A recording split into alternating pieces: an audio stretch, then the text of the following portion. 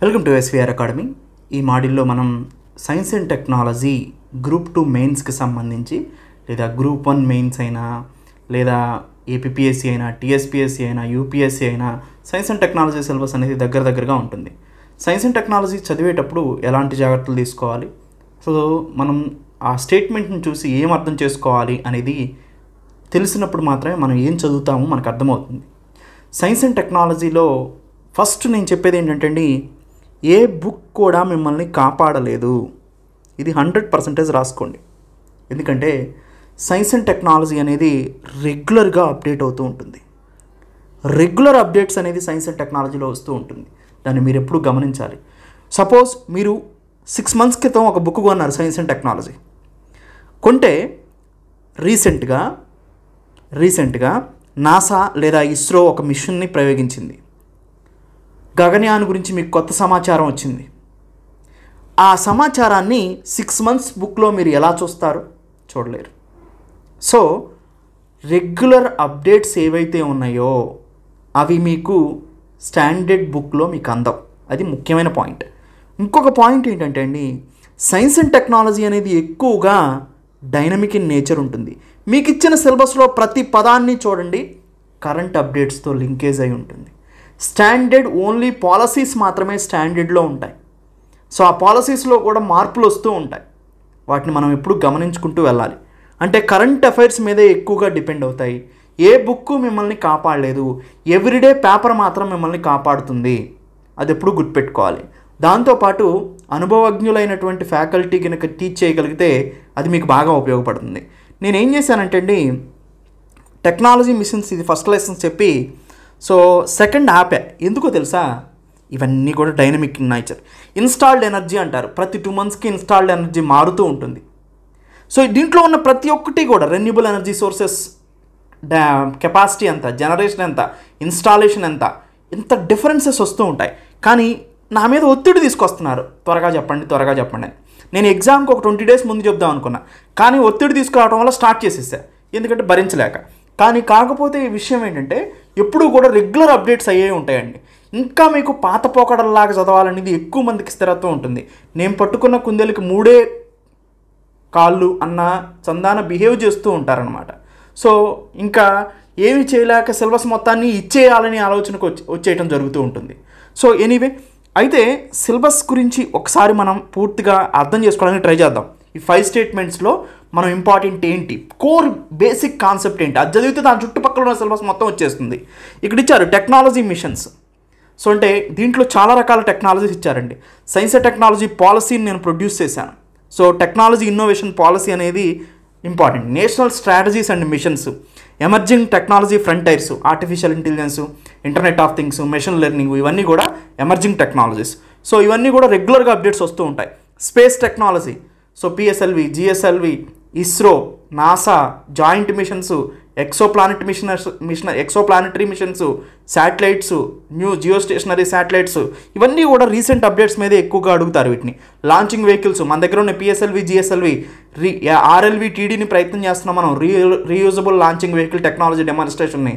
So already SpaceX లాంటి సంస్థలు మనకి ఫాల్కాన్ 9 ఆర్ ఫాల్కాన్ 7 ద్వారా పోటీకి వస్తున్నాయి రీయూజ్ చేయడానికి. మనకి దగ్గర రీయూజబుల్ లాంచింగ్ టెక్నాలజీ ఇంకా డెమాన్స్ట్రేషన్ స్థాయిలోనే ఉంది.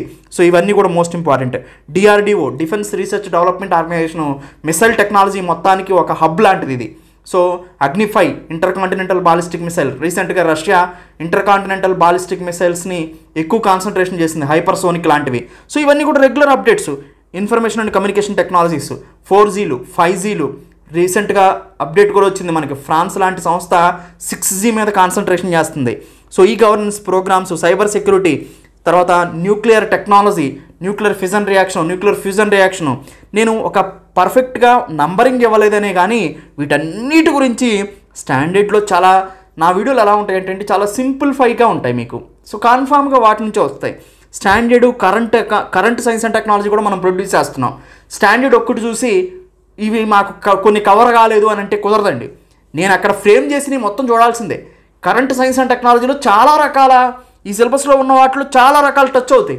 స్టాండర్డ్లో చెప్పలేదు అంటే కరెంట్లో కవర్ అవుతాయి, కరెంట్లో చెప్పలేదు అంటే స్టాండర్డ్లో కవర్ అవుతాయి. నేను ఇచ్చిన ఫ్రేమ్వర్క్ని నా గైడెన్స్లో మీరు ఫాలో అవుతున్నారు కాబట్టి నేను ఆ సెట్ ఇస్తాను, ఆ సెట్ మొత్తం చూడాలి.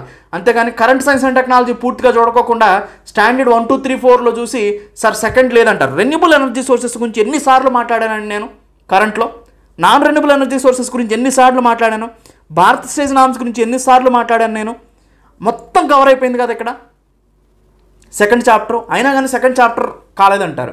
అంటే స్టాండర్డ్గా మీకు ఏదో ఒకటి చేసి ముఖాన పడేస్తే చేయి దులుపుకోవటానికి మీరు ఎక్కువగా చూస్తున్నారు.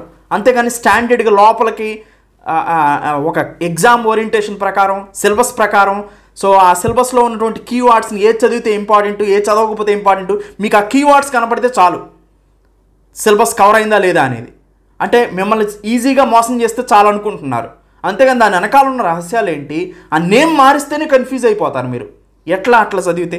ఎనీవే అండి, ఎనర్జీ మేనేజ్మెంట్ గురించి వచ్చినప్పుడు renewable energy, non renewable energy ఉంది. దీన్నే non conventional energy, conventional energy అంటారు. సాంప్రదాయేతర. సింపుల్ అండి, ఎన్వైరన్మెంట్కి పొల్యూషన్ చేసి సో మనం వాడుతుంటే తరిగిపోయేవి నాన్ రెన్యూబుల్ ఎనర్జీ సోర్సెస్. వాటిలో ఎగ్జాంపుల్ ఏంటి, కోలు, న్యాచురల్ గ్యాస్, ఇవన్నీ కూడా వస్తాయి. అదే రెన్యూబుల్ ఎనర్జీ సోర్సెస్ ఏంటి, మనం వాడుతున్నా అవి తరిగిపోవు, గ్రీన్ ఎనర్జీ అనమాట. గ్రీన్ ఎన్వైరన్మెంట్లోకి ఎలాంటి గ్రీన్ హౌస్ గ్యాసెస్ రిలీజ్ అయ్యవు, కర్బనోద్గారాలు రిలీజ్ కావు.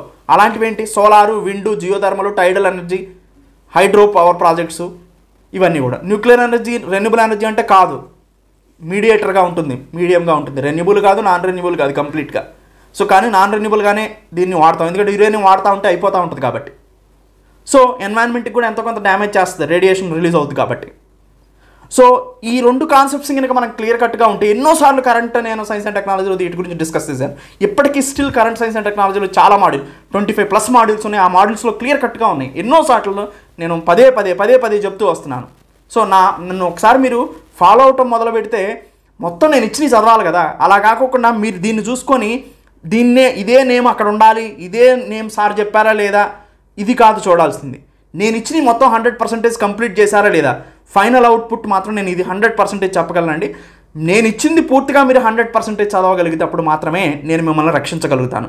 అంతేగాని మీరు టైం వేస్ట్ చేసుకుంటూ దిక్కులు చూసుకుంటూ కూర్చొని ఏదో బుక్స్ కోసం మీరు వెతుకులాడిపోయి అలా కాదు. నన్ను ఫాలో అవుతున్నారు, నన్ను ఫాలో అవ్వండి, 100% న్యాయం చేసే బాధ్యత నేను తీసుకుంటాను. ఎకోసిస్టమ్ అండ్ బయోడైవర్సిటీ, దీంట్లో బయోడైవర్సిటీకి సంబంధించి IUCN international union of conservation nature కానీ, యునెస్కో వరల్డ్ హెరిటేజ్ సైట్స్ కానీ, వెస్ట్రన్ ఘాట్స్ మీద కాన్సన్ట్రేషన్ చేయటం కానీ, సో బఫర్ ఏరియాస్ ఏంటి, కోర్ ఏరియాస్ ఏంటి, నేషనల్ పార్క్స్ ఏంటి, సో వీటన్నిటి మీద ఎకాలజీ అండ్ బయోడైవర్సిటీ కిందకు వస్తూ ఉంటాయి. ఇవన్నీ కూడా ఇంటర్నేషనల్గా న్యూ స్పీసీస్ ఏం ఫైండ్ అవుట్ చేస్తున్నారు, ఇవన్నీ కూడా కరెంట్ లింకేజే మళ్ళీ కూడా. సో ఇక్కడ ఇచ్చిన దానికన్నా కూడా వైల్డ్ లైఫ్ కన్జర్వేషన్ ఎలా జరుగుతుంది, ఎలిఫెంట్ ప్రాజెక్ట్స్ ఏంటి, ప్రాజెక్ట్ టైగర్ ఏంటి, వైల్డ్ లైఫ్ టైగర్ కన్జర్వేటివ్స్ ఎన్ని ఉన్నాయి, సో ఇండియాలో నేషనల్ పార్క్స్ ఎన్ని ఉన్నాయి, టైగర్ కన్జర్వేటివ్ రివర్స్ ఎన్ని ఉన్నాయి, నమీబియా నుంచి ఎన్ని చేతాస్ వస్తున్నాయి, సో IUCN లిస్టులో